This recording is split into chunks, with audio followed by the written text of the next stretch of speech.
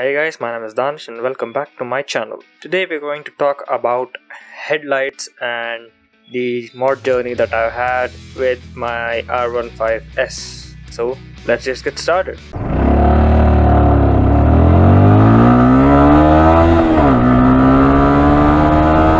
So if you haven't seen the previous video, that was my R15S long-term review where I spoke about doing all the mods to the bike, and today the first mod that I'm going to talk about is the headlight modifications that I started out with this bike. The first thing that I changed were the pilot lights, so those small two circles of light that are just there to illuminate the dash, and technically they're called parking lights, but yeah, whatever. Two of those used to be 5 watt each in a T10 form factor, so I changed those to 0.5 watt each LED T10 OSRAMs. So I went from a consumption of 10 watts to 1 watt.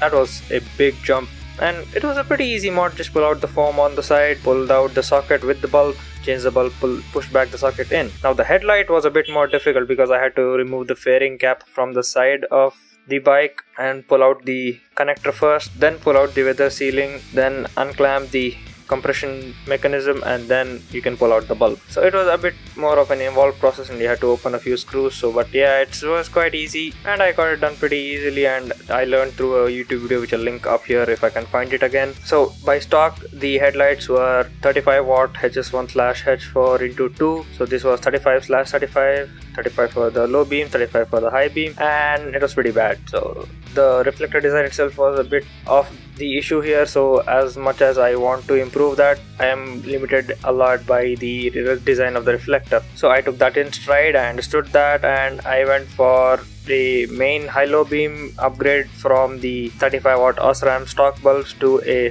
60/55 watt Philips Extreme Vision Plus bulb. So this gave me two things. Number one, it did improve my vision and throw, and number two, it improved the lighting at night, but it came with two more downsides. So the penalty in wattage, because this is nearly twice the wattage from the original one, and also it is not very sustainable because 35 watts over, even though I saved 9 watts from the pilot lights, 30 watts over stock is not going to be nice with the battery and the alternator. They'll start crying. So I ran this setup for quite a while, and then I switched to an OSRAM LE driving LED headlight, also in the HS1 form factor, but this was 5/6 watts, which was really confusing to me, and I'm still testing this out, and for now it looks quite good, but the throw is a bit higher than I normally like, so I have to do a bit of testing and also lower the beam with the adjustments on the bulb module itself and get back to you on that. But I think this is still not the ideal setup that I would like to have, even though the spread is nice, so it's saving me a lot of watts, but it's pure white, not the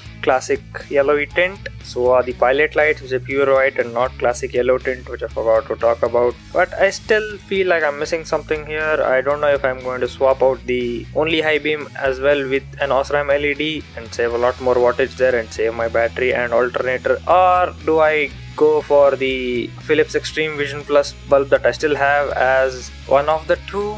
I don't know, what do you guys think? Let me know in the comments and I'll see what I can do with that, and also let me know how the wattage calculation works with the high-low bulbs, and one of the bulbs that switches on both and one of the bulbs which is only on high, which is probably confusing to a lot of you, so let me explain that. So I have a 2 headlight setup. So the main headlight on the left does both high and low, and the headlight on the right does only high beam. So whenever I'm driving regularly in the city, only one light is on, so it does look a bit asymmetrical, but when you have the high beams on, both lights are on. So yeah, let's see how that goes, and I think this is the start of the journey about all the mods I've done to the bike. So today was the headlight mod. I have a video in the works for the indicators and all the electrical mods that I've done other than indicators, and I'll get you through all of that with all the numbers as well. So get subscribed to my channel for that content. If you like this video, give this video a like. Comment down below if I missed anything or you see something glaringly wrong in this video and you want to give me advice. I would really welcome that, and give me proper advice and help me guide me through all of this headlight business.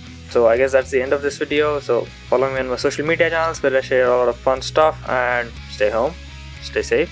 I'm gonna see you guys in the next one. Peace.